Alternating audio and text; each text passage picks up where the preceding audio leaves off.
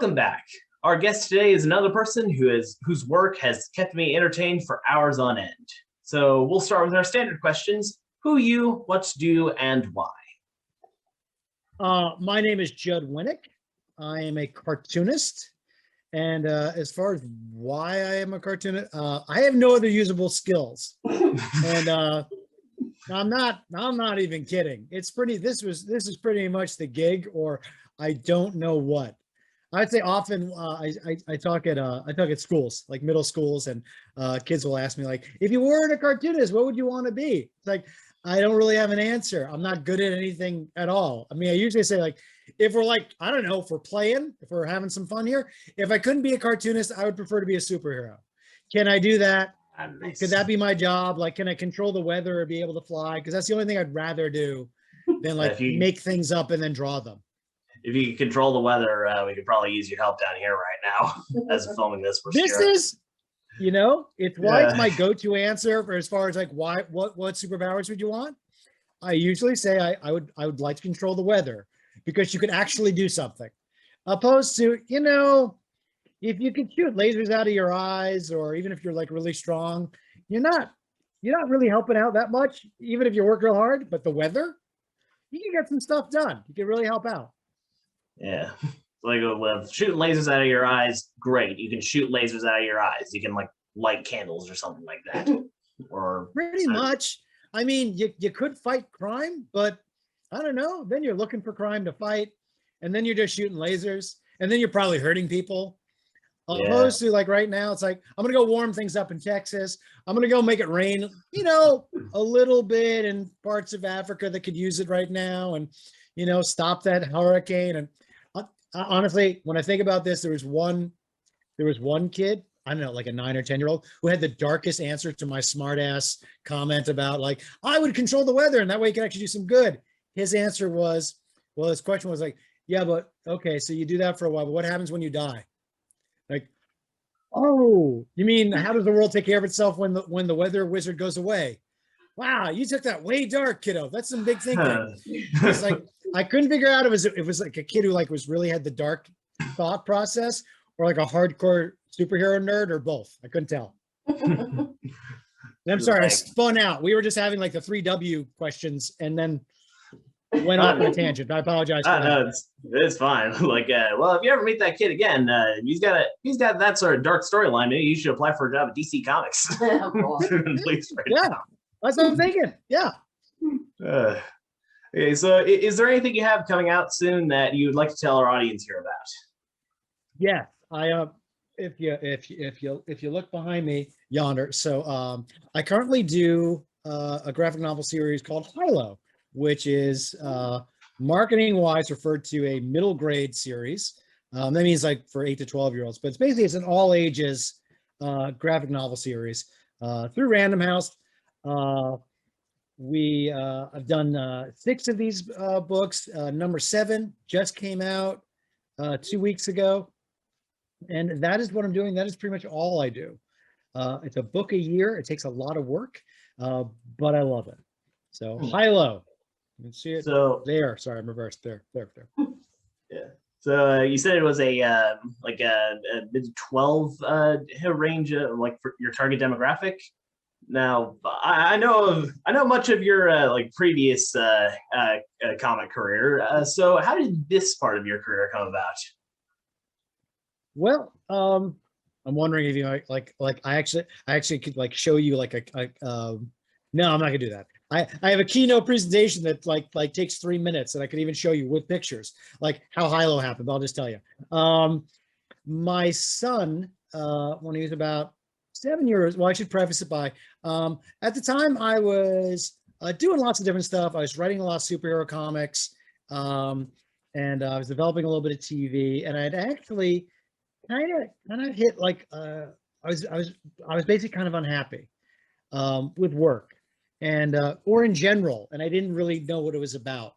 And around this time, my son, who was 7, so it's about 8 years ago, came to me and he wanted to read some of the superhero comics I wrote. In particular, Dad, you wrote Batman. Can I read some of your Batman comics? And I had to tell him, like, no, you may not read my Batman comics. Because he was 7, and my Batman comics are kind of meant for like older kids and grown-ups, like teenagers and grown-ups. So we poked around for a series that would be good for him. And the one we landed on, we really liked, was Bone. I'd read Bone for years, Jeff Smith's Bone. So I gave him Bone and he loved it. Crazy Go Nuts loved it. He just barreled through all 9 graphic novels, loved it. Now I'm extremely lucky. I happen to know Jeff Smith. He's a buddy of mine. So I called up Jeff and told him, like, Jeff, my son just went Crazy Go Nuts for Bone. He loves it. Jeff said, that is awesome. Y'all sit tight. I'm going to mail you something. And sure enough, about 2 weeks later, we got this gigantic box full of Bone merchandise. Wow. T-shirts, Bone hats, calendars, posters, action figures, the works. And my son became a Bone super fan. His whole world became about Bone.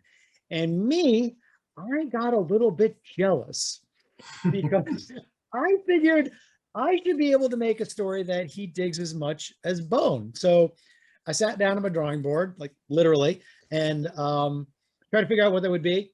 I draw kind of cartoony, like kind of a comic strippy sort of thing going on. And I like stuff that has lots of jokes. But I knew my son also wanted kind of an action adventure story like Bone and like superhero comics. I've written those. So I put those 2 ideas together in a blender, not an actual blender above my head. And out came HiLo. So HiLo kind of looks a lot like a comic strip and has lots of jokes in it. It's very all ages, kind of like a Pixar movie. I'd say it's more, as much as it's marketed as a middle grade book for like 8 to 12-year-olds. In the last couple of years especially, have finally been attracting adult readership, that people get it, that like it's a cartoon book and it's just, even though it's about kids, it's not exclusively for kids. It's kind of all ages. And that's how HiLo started. It was born out of my son wanting to read Batman and my love and spite and jealousy for Bone. How's that for motivation? Just jealousy and spite. That's how it happened. Oh, well, gets me going most of the times. Well, mostly the latter. So speaking of all this, like, how has the pandemic specifically affected your ability to work, like both on HiLo and on other projects? Well, my quick answer is like almost not at all. And it's the most honest answer is along those lines, like almost not at all. In the sense that, so we're in my studio. I'm pointing to my my drafting table over there where all the work is done, where the magic happens. Nice. And I've always worked at home. So it was a lot of it was like, hey, everybody, welcome to my world. So now you're going to try to figure out what it is to get up in the morning, not go someplace, but stay at home and do it proper. I was giving a lot of advice to people. It's like, listen, you're going to work at home, no sweatpants. You get up every day, you bathe, you put on clothes. It doesn't have to be a suit, but I'm saying you get presentable. It's a sense of normalcy. I don't have to do this. I could work in my pajamas and just, and go around in slippers. I am wearing slippers now and I always have, because I'm not going outside. So that aspect of it, I think the only major kicker was that both my wife and children are now at home in my studio. My studio's in the bottom of my house and now they're home all day. And that has been actually pretty nice. I would say that working from home can be a little bit lonely sometimes, but now they are here. The kids are going to school remotely, which is okay. We're looking forward to eventually them getting back to school someday. My wife's a doctor, so she's coming and going a lot. She sees a lot of patients by Zoom, but also seeing them in person. So I'd say the major difference is that my family's around more. And I know that when life returns to more normal, hopefully this summer into the fall, I will miss them. I will miss having them in the house. It's been kind of nice. I kind of like strolling upstairs, which usually me strolling upstairs to get another cup of tea is always like, I just spend a couple of minutes saying hey to my kids, stopping in to see what my wife is up to. Usually like I'm in the middle of a thing. Okay, it's like, all right, I'll come back later. But sort of nice.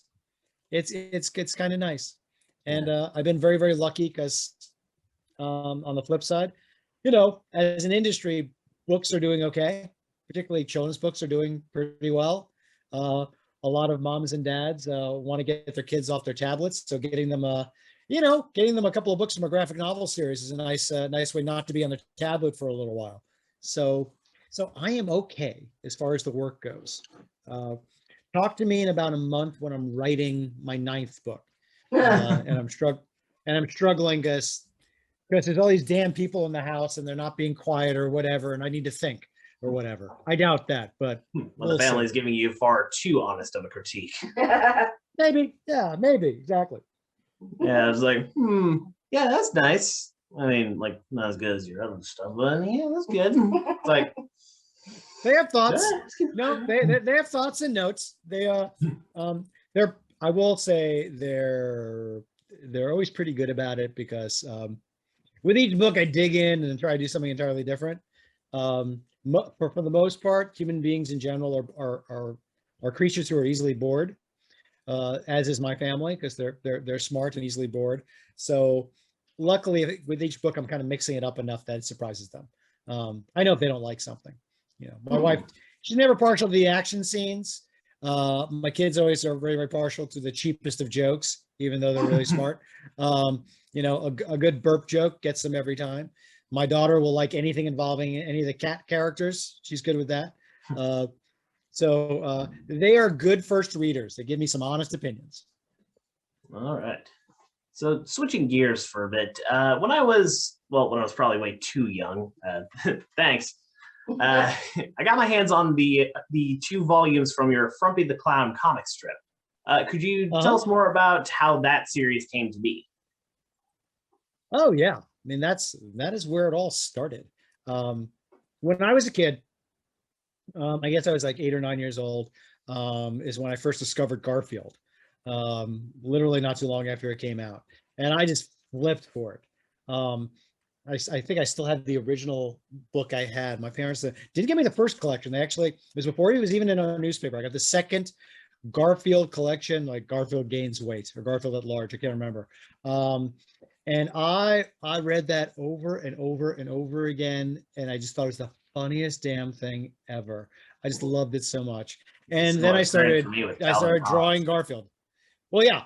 Okay. I'm much older than you. And Calvin Hobbes, I had a similar reaction to Calvin Hobbes, but I was a teenager, almost ready for college when Calvin came out. Yeah, it kind of was. But Garfield was the one that first did it for me. And I started copying Garfield cartoons. I started drawing Garfield over and over again. And it was around then that I decided that's what I want to do.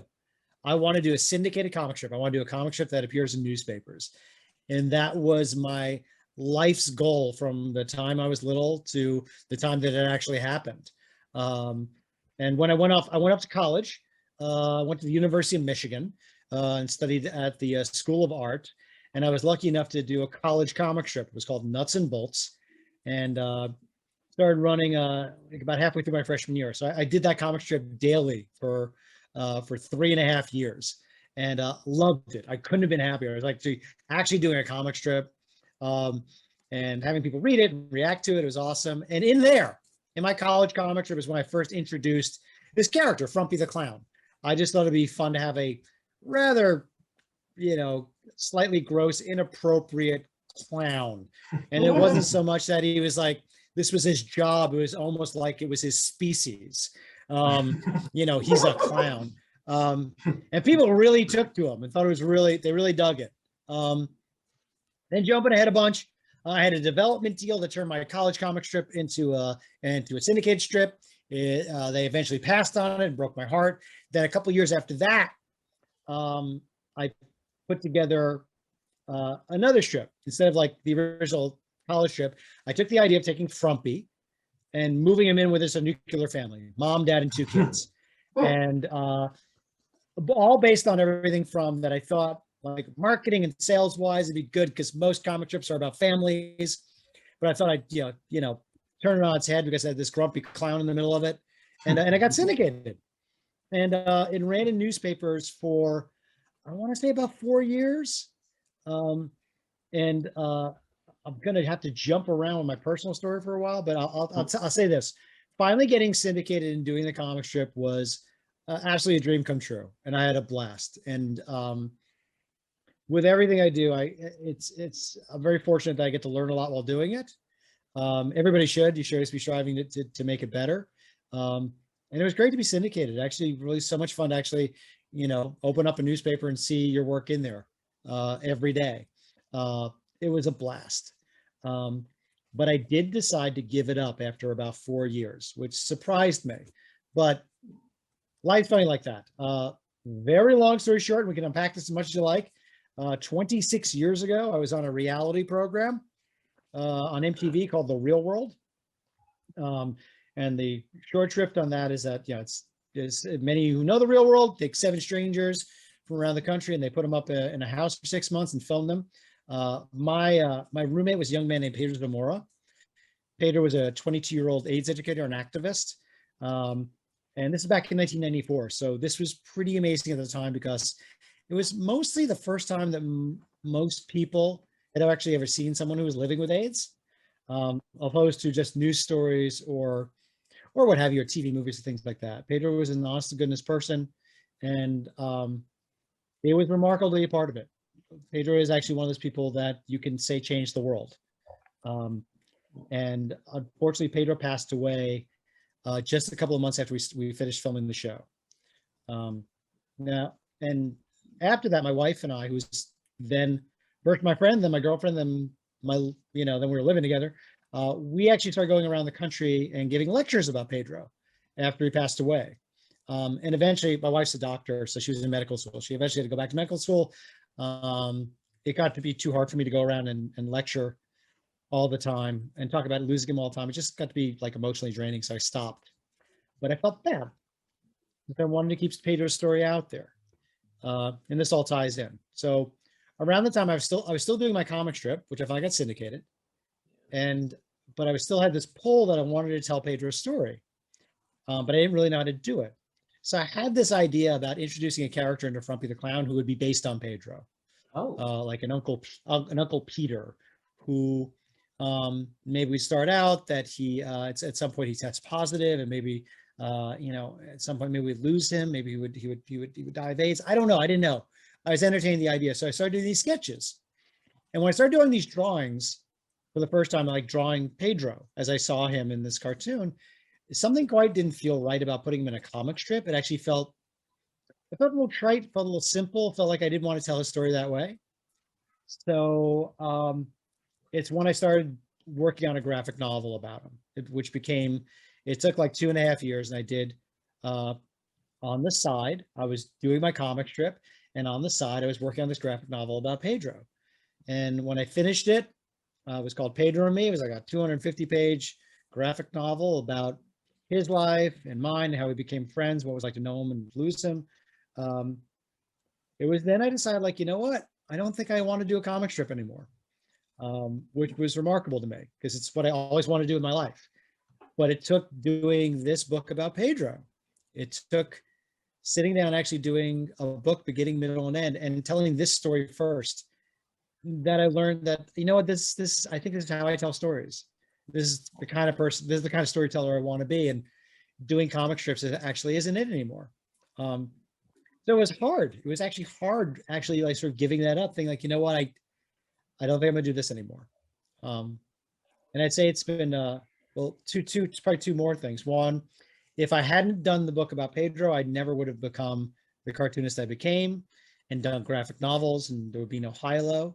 But on the flip side, a bunch of years ago, my kids pulled Frumpy off the shelf, and they started reading those very same collections your mom got you, and they just flipped for them, and it kind of broke my heart a little bit. I still wasn't doing it because they just enjoyed them.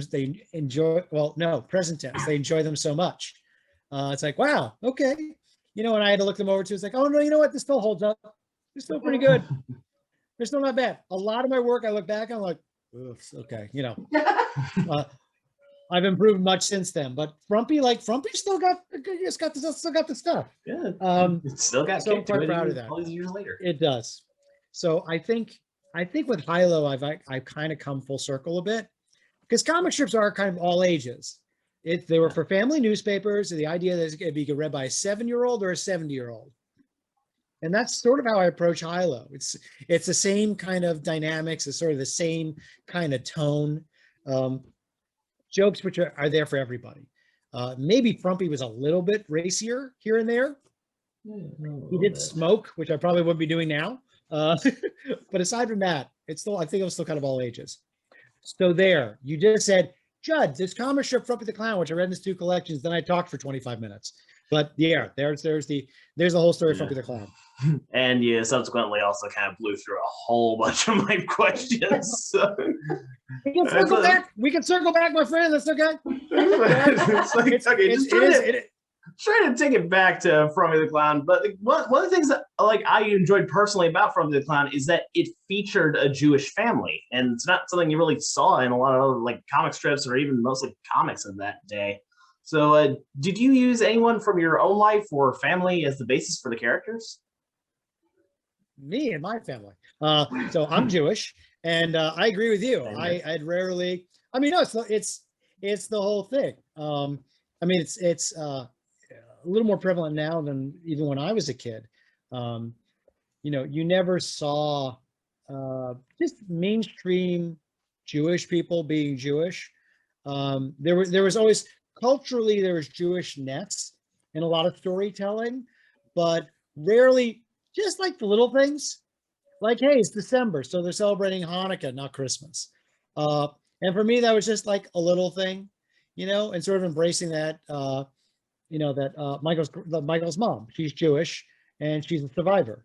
And which is for me, capital J Jewish in the discussion of that. But these were things that as a kid, you just never saw. And it wasn't as if I felt that culturally we were unrepresented, but I always did feel I have very distinct memories, even still. My parents would perk up in a big way and laugh a little bit harder when somebody acknowledged in some way that they were a Jewish person or some aspect of life involved Jewishness. And that wasn't, well, I was about to say that wasn't too hacky and stereotypical, but I think my parents didn't even mind it if it was hacky and stereotypical. They didn't care. Something funny Jewish is on television. It's the funniest thing in the world. So yeah, I just wanted to put that in a comic strip. So I'm so glad as a young person, you opened it up and said, oh, look, there we are. That's why I did it. Because oftentimes, if you see Judaism represented in pop culture, especially at that point, it's either underrepresented where it's just you don't have it, or overrepresented to the point of stereotypes. So just seeing the characters in Frumpy the Clown as they're simply Jewish, it's not a big deal. It's not too big of a thing. It's just a part of life. And it was nice to see that. Well, thank you. I do agree that sometimes that, when you're, when does being Jewish come up in your day-to-day life? Here and there. And that's sort of where it came up in the comic strip, here and there, around holidays, around, around celebrations, around things like that.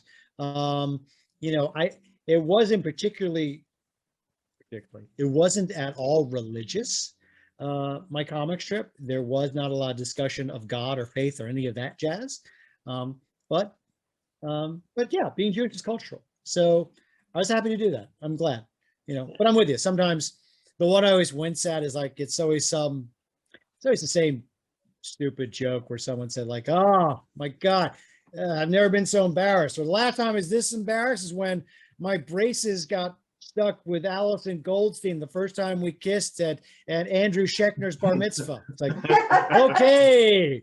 So wave of Jewish stuff coming at you at once. So I always love that. I get you with the surprise attack of Judaism. Yeah, and so it's we're gonna throw all the Jewish joke eggs in one basket right now. Here it comes at you. We get it. That guy's Jewish. We understand. Okay, so I'm glad you dug that. It was done by intention. Yeah.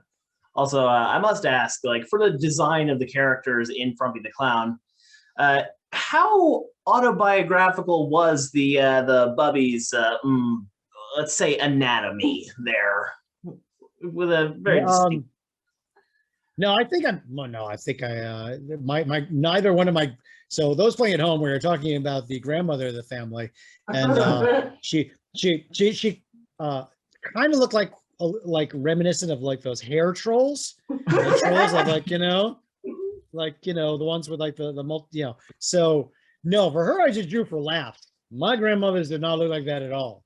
So no one in my family looked like that at all. I did, no lie. My Aunt Rose was kind of on the short side. I mean, like really short. But I don't think I ever thought of Aunt Rose while I was drawing Nana. But neither one of my Nanas actually looked like that. I just drew her because I thought she would be funny. Small, big giant hair, little tiny square feet, whole thing. Yeah, and then other parts of the design, the droopiness of certain parts. Yeah, did her boobs look weird? I don't even remember. I think she probably. Well, I think I just drew her like a fire plug. I mean, I think she has more in common with like R2D2 or Yoda as far as like size and shape and whatnot. Just kind of like Yoda with boobs. Was probably what I was going for. If I remember, it's been a while, but I'm pretty sure I was just playing her for laughs. Yeah. Let's play it at home. The quote of the day is Yoda with boobs. Yeah. That's not a terrible image now, is it? Yeah. Coming up on the next season of Mandalorian. Yeah. Hey! Reminds you of your great grandmother. Yeah. So since we're talking about racy content, you also created the Barry Ween comic books. For those of you who don't know, he's kind of like Jimmy Neutron on Red Kryptonite. So how did that character come about? That is one of the most delightful, happy accidents of my whole life.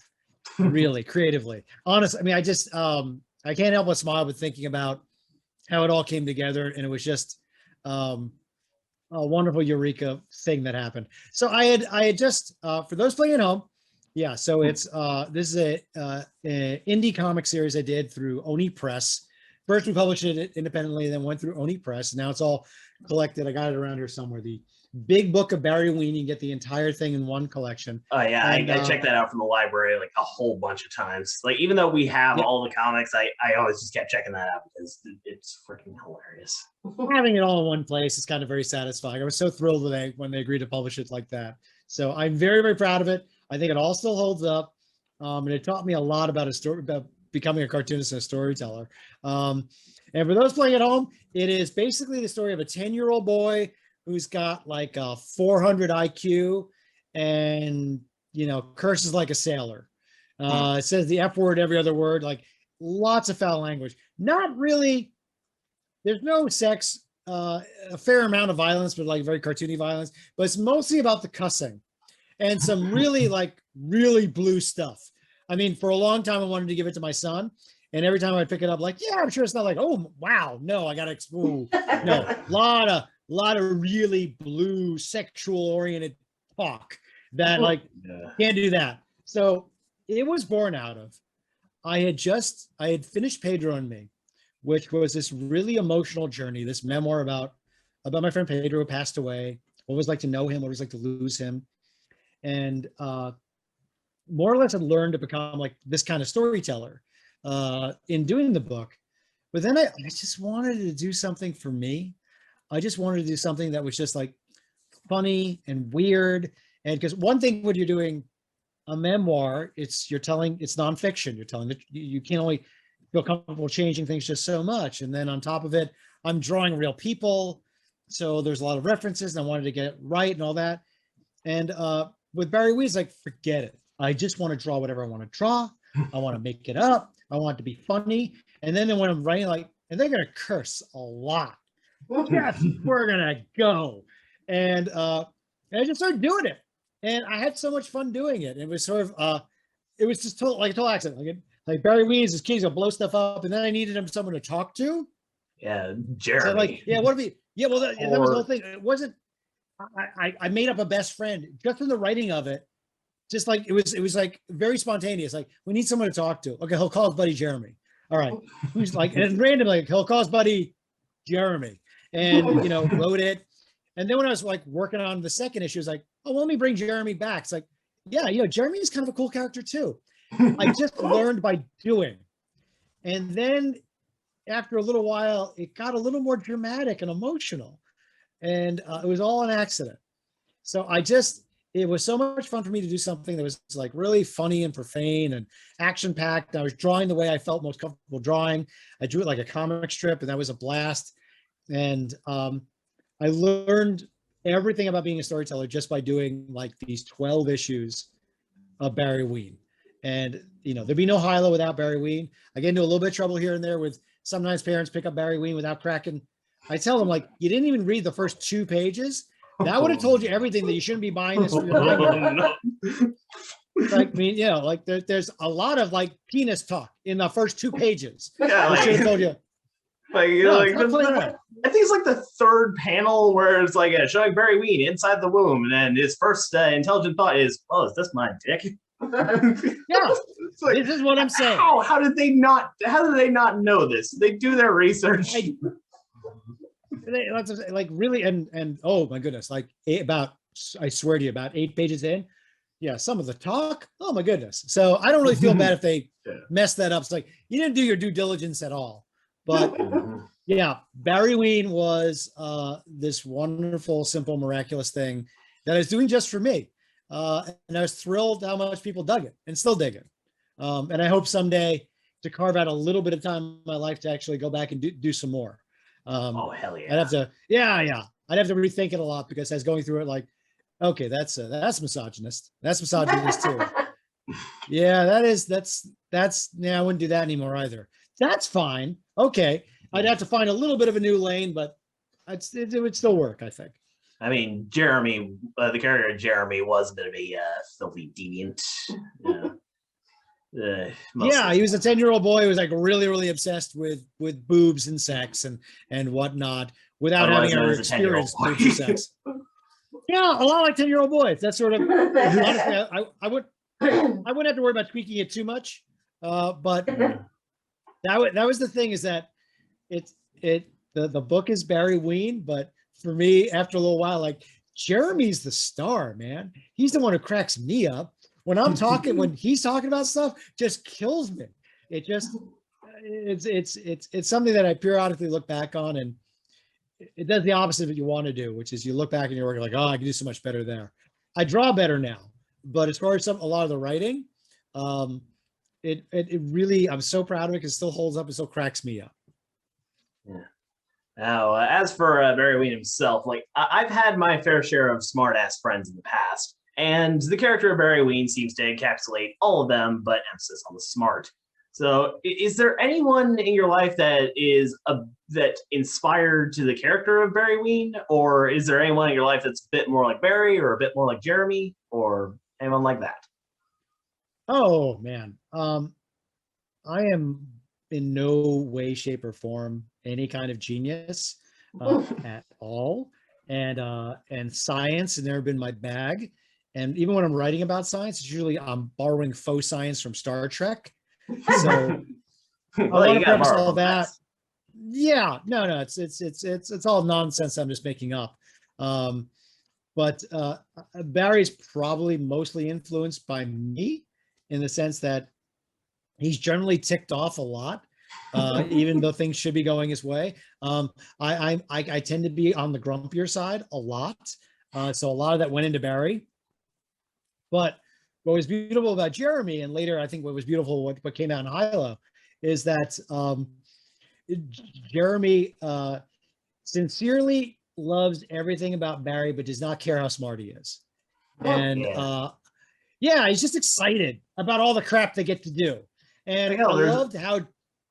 I think there's like one line where it's like Sarah finds out about Barry, and then Barry's like, you see that? There's a talking gorilla right there, and he's more concerned about double stuffed Oreos. He knows because he doesn't care. And I was like, that's a very powerful line. I'm immediately followed up by crassness. I am so deeply flattered because, for one, Alexander, that was literally what I was thinking of. Two, and you summed it up pretty much verbatim. That was amazing, and like the highest accomplishment you could give someone. So thank you. Yes, like I said, I read it a lot. You did, and honestly, I'm very moved. Thank you. That is the defining moment. So yeah. So thank you for that. And Barry's mostly yeah, a lot to do with me. Jeremy, I think is the positive best friend that I think I always would have liked to have had. Not that my best friends weren't awesome, but Jeremy is sort of the right blend of just absolutely like so positive and excited about everything, but also feels really comfortable about giving Barry crap for being a jerk.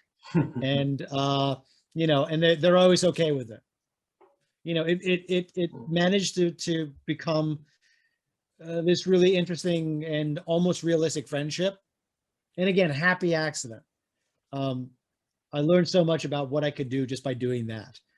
So Jeremy and Barry and their relationship, and later Sarah coming in as like kind of this more mature voice of reason, which are mostly a lot of you know, well, I'd say the women in my life, making it plural, but I'd say the woman in my life being singular, a constant voice of reason and maturity.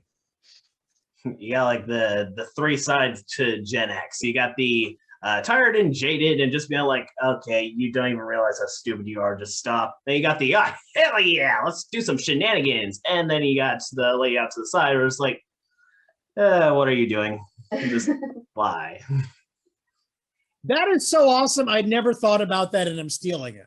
At some point, I'm going to seem really, really clever by making that is something I intended to do. That is awesome. I never thought about that way, but that's totally what it is. Hey, but you better cite your sources on this one, buddy.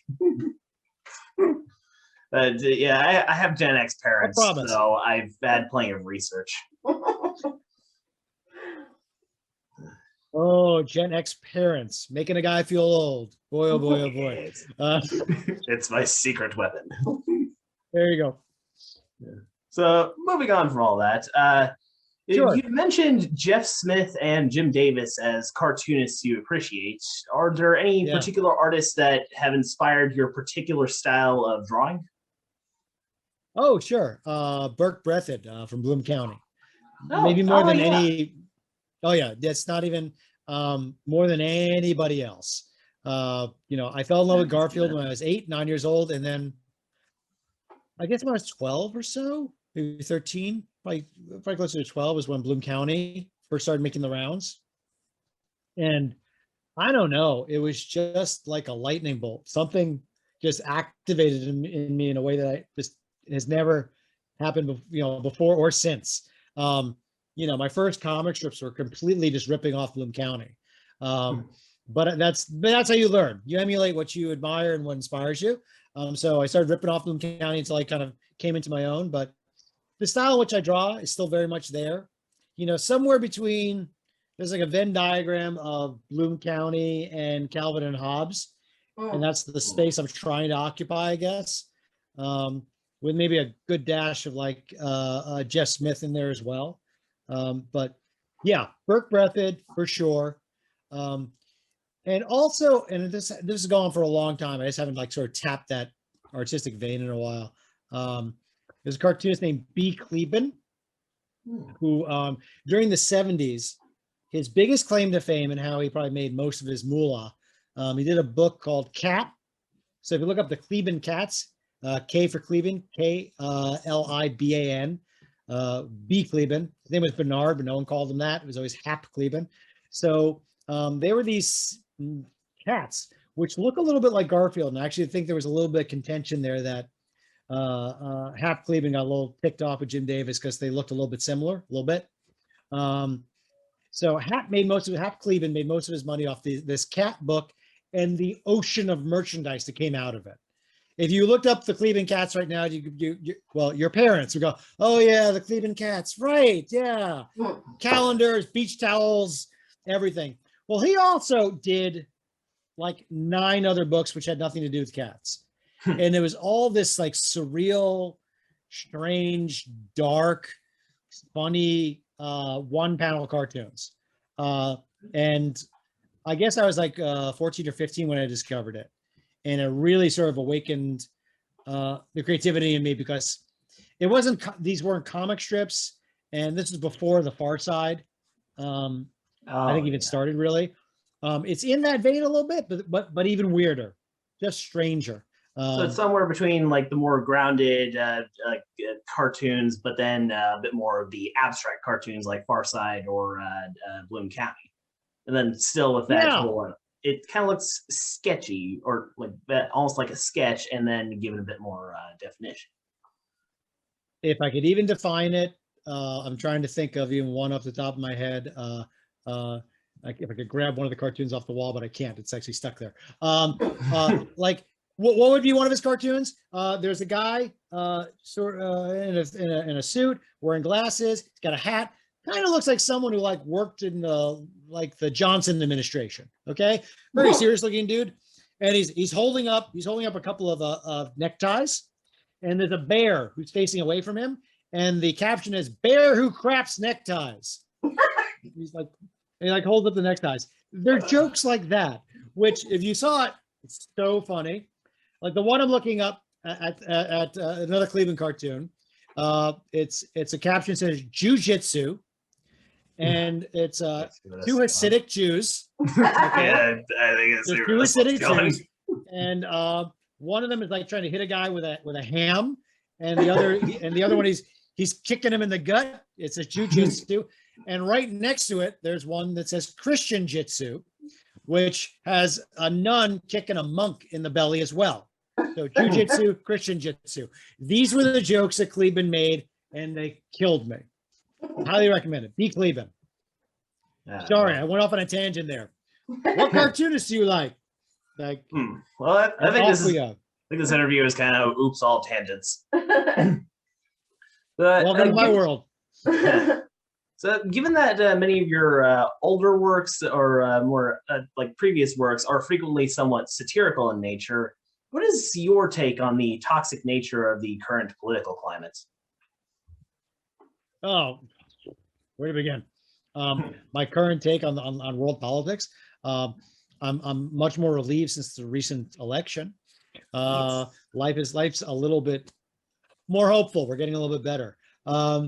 I will say, like a lot of folks who have delved into satire, that things got and have continued to be so weird that they are just antithetical to satire. Like there's a lot of, I think we've seen a lot in the last 4 years plus, mostly 4 years, that those playing at home, like The Onion, would always have these absurd headlines. Occasionally, one would slip through that could almost be real. Now, so many things are happening in real life that you go like, yeah, that's bizarre. That's not a joke. That's not an Onion headline. That's real. Yeah, I think Patton Oswalt did a great bit on that, where it's like it's hard to do a comedy about the real world when the real world keeps making even more stuff that could be even funnier. Yeah, it's just the bizarre, horrible, ridiculous nature of what's going on a regular basis. Makes it hard to sort of crack wise and be outlandish. How can you possibly be outlandish when you literally had, the former president at one point is taking pictures with Goya beans, in the Oval Office because he wants to support this, conservative nut bar who, is the president of Goya beans. Was it Goya beans? I want to make sure to give credit where credit is due. But it's like bizarre, so yeah, satire got a run for its money over the last 4 years. Hopefully we can get back to boring politics as usual, a little more boring life as usual, and allow for a little bit more of the outlandishness. Yeah. I know you got another thing after this real soon, so I'm not going to hold you too much longer. There's a final question that we're asking all the guests this season. If you had a magic wand or a monkey's paw or some weird-ass Barry Ween invention that would allow you to change 2 things about the world, what would you change? You just kind of just dropped that one on me. Yeah. And I thought the last one was hard hitting. Well, no, I mean, that's the sort of thing like, well, how all-encompassing can this spell be? You can change literally anything. Just okay. 2 things. Fine. I'll get through it without getting choked up. I wish everybody's first instinct was to be kind. Oh. First instinct every single time. You know, when whatever happens, if their first thing that they think of is the kindest route to go, I think I don't even need a second wish beyond that. If we do that, that kind of wraps up most things. Oh no, you must right? do a second wish. Well, no, I would just wish for more hair. You know, just for me. I mean,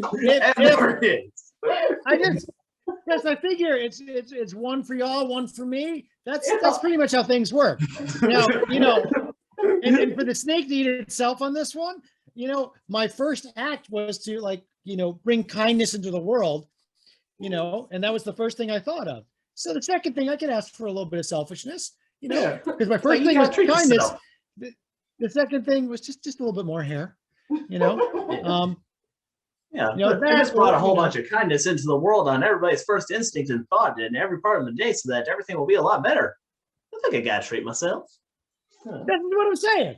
You know, like, you know, that's it's, you know, it's like the directors who got to do they do the one very like poppy mainstream movie, and then they do the more indie stuff. So I bring kindness to the world, and in return, I just, not even in return, just the next thing I want to check off. I'd like a little more hair. Not even a lot, just a little bit. Just, you know, I don't need to go crazy, you know. That's what I asked for. But given more thought, I would probably, you know, we'll start with kindness. Then maybe everybody has really good teeth. But you know, if everybody's first instinct was to be kind, then would you really need to worry about your hair? Well, yeah, because it's something I concern myself with. It's, you know, it's just a me thing, man. I mean, kindness, and then looking at someone and go like, they could look prettier. Those are two totally different things. I'm not judging, just being honest. Hey, no, I'm being very, very kind, and I fully acknowledge it. Now and again, I'll look at people and say, like, they're not really put together as best as they could be. They're not really doing their best effort. That's not unkind. That's just truthful. Like, not even like, you could do a lot better. Not even like 70s truthful. Like, if I don't tell you this, no one else will. I just mean like, yeah, look, that's a really horrendous looking outfit. I don't know why. Well, those pants don't fit. What are you doing? You look all hippie. Things like that. So there. Those are my two answers. More hair for me and kindness in the world. Yeah. Well, I think that's probably a good place to wrap it up. So, Judd Winick, everybody. We'll be right back.